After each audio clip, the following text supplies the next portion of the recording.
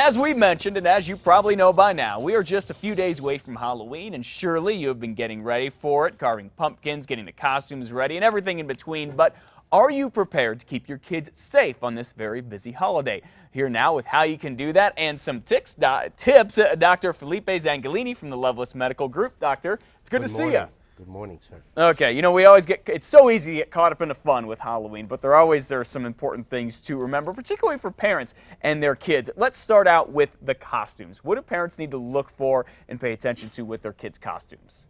Well, first of all, the costume needs to be bright. Okay. So they can be easily seen when they are in the street.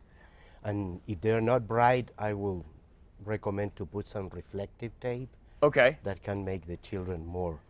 Yeah, because a lot of them, they'll be like ninjas or they'll wear kind of dark clothing, but you don't necessarily have to change that. You say just go get that reflective stuff, then when the lights hit them, boom, it's right there. Exactly. The other thing, if they use mask, make sure that they don't cover the eyesight, too much, because they need to know where they are going. Sure, sure. If they are using like a cane, a stick, or a sword, make sure that it's not too long or too sharp, so they don't hurt themselves. Absolutely. And for adolescents that sometimes they like to use contact lenses, make sure that you get an eye doctor with a prescription, because if you get those, you can get an infection. If you just buy some kind of just inexpensive ones, say, from a store that's not made for optical stuff, I imagine. Exactly. Yeah.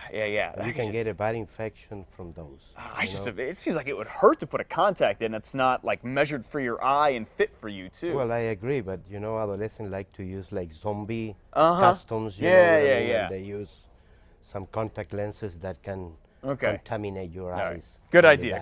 Get them from your eye doctor. A lot of folks maybe this week they'll be carving up some pumpkins.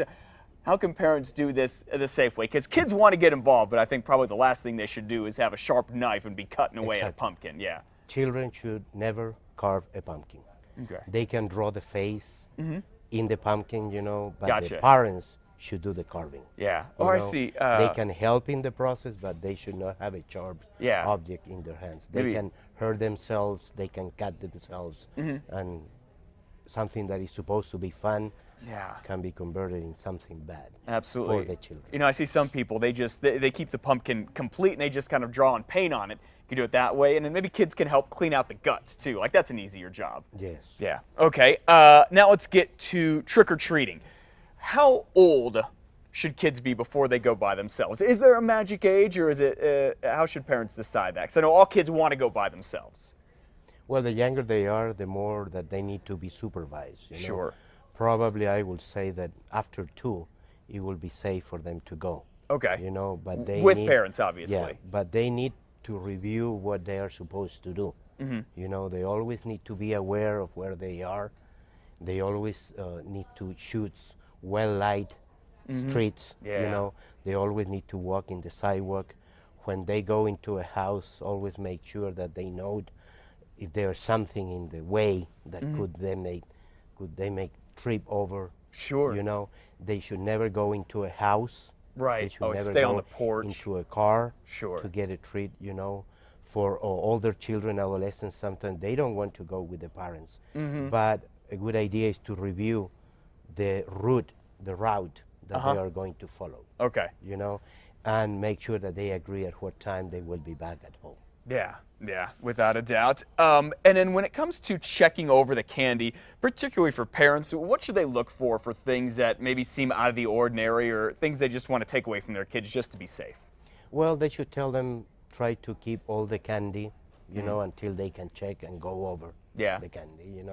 Anything that is suspicious, anything that is open, I will probably discard it. Yeah, just chuck it. And I will think also in safer options. You need to ration the candies. Yeah. A child gets an average of 600 grams of sugar every Halloween. You're kidding me. 600 grams of sugar. That's the average. I don't even like 10 grams of sugar. That is 1.3 pounds. That's a lot of sugar. So they need to ration that sugar. And sometimes think on some healthier options. Yeah. My mom always used to just like ration it out. It was like a piece or two a day, or make sure you're getting some fruits and veggies at the same time. Exactly. Okay, speaking of that, it's National Brush Your Teeth Day on Saturday. obviously, with all of that candy, you got to protect your teeth. You have to. Okay, good information. You You have want to brush your teeth for your oral health and for your overall health too. You're right. A lot of people don't think that it's like, oh, it's just teeth. But no, no, no, no, no. Oral hygiene goes to your whole body as well. To your whole body. Okay. Dr. Zangolini from the Loveless Medical Group, thanks for the advice. It's good to see you.